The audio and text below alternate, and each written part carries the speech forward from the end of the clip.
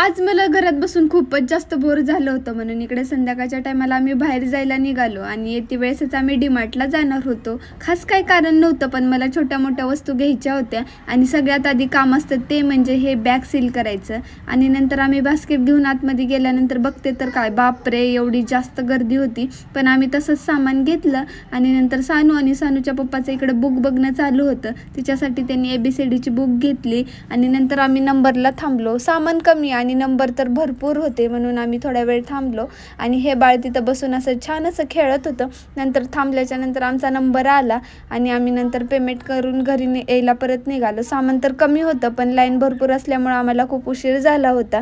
नंतर घरी आल्याच्या नंतर आम्ही दोघांनी जेवण केलं आणि सानूला पण इकडं मी खाऊ घातलं होतं आणि तिचं खेळणं चालू होतं. तिला काय माहिती एवढी कुठून एनर्जी येते, तिचं झोप उजेपर्यंत असं खेळणं चालूच असतं. तिला कसं बसं करून मी थोडा वेळ तिच्यासोबत खेळली आणि नंतर तिला झोपवलं.